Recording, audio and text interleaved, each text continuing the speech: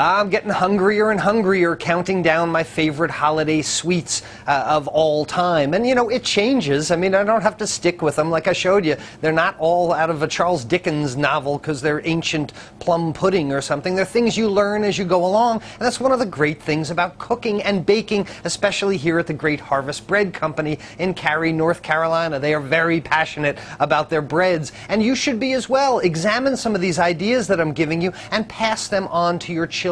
Begin new traditions with them. You don't know what they're going to be doing when they're in their mid-40s with a video camera telling everybody how they remember making cookies with you. You're creating memories for your family. And my number 2 favorite holiday sweet is Spritz cookies. Those melt in your mouth butter cookies that are always very frustrating to get out of that holiday press. They're either bagged with a pastry bag into star shapes, or you can get a holiday press and make them into wreaths or Christmas trees, and I'll show you how we do that. So today we're going to do Spritz cookies, and I've saved the best for last because this is my favorite cookie at the holiday. Don't really eat them any other time of year, and when you see them you're going to go, aha, that reminds me of the holidays. Now, we've talked about the mixing method is the same, but the makeup methods with cookies, there's basically 6 or 7 basic ones. Drop cookies we talked about, like the chocolate chip cookies, they're dropped on a pan and baked. Icebox cookies, you can freeze portion dough, or you can put the dough into a log and freeze it, come back and slice it,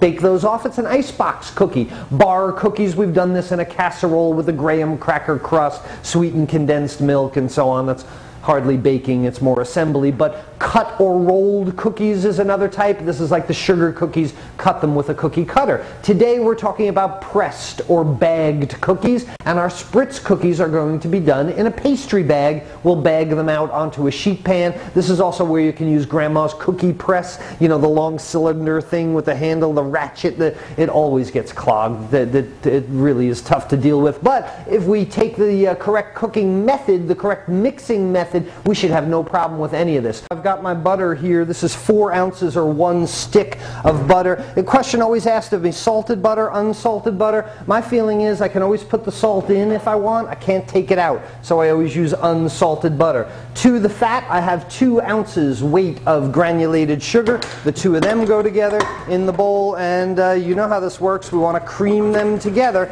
until they're nice and light and fluffy and consistently mixed. After a few minutes of mixing, let's stop the bowl and see what we got. This is perfect. This is exactly what I'm talking about with a creaming method. Look how creamy and smooth that is. It doesn't look granular like sugar. It almost looks like ice cream or something.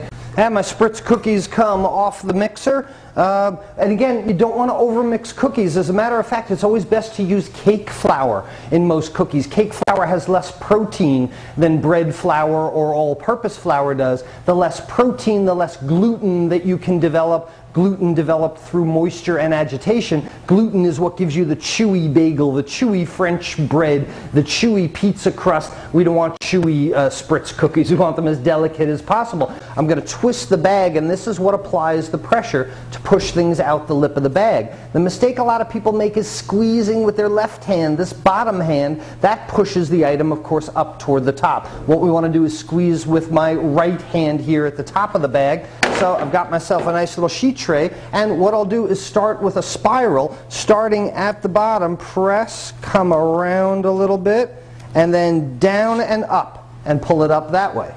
And right before my Spritz cookies go in the oven, I can hit them with a little bit of these nonpareils, or if you go to your cake supply store or your basic craft store, you can get colored sugar like that. Spritz cookie time! Spritz cookies are out of the oven, and man, they look really, really nice. But you can see the real nice design we got on my S cookie that I put the nonpareils in. Here's my T cookie that I did with nothing, and the one that we did with the green powdered sugar looks like that. They look really nice, these Spritz cookies, and they have the flavor of the holidays. They can be piped out into any shape, and it is, like all of them, our basic creaming method. Fat and sugar first, eggs, liquid if any, sifted dry ingredients, and then these are bagged cookies. Have a fantastic time this holiday season. I hope you enjoy your family. I hope you enjoy your stove and your mixer and your kitchen. I hope you find your way back in there to learn and use some of these cooking methods.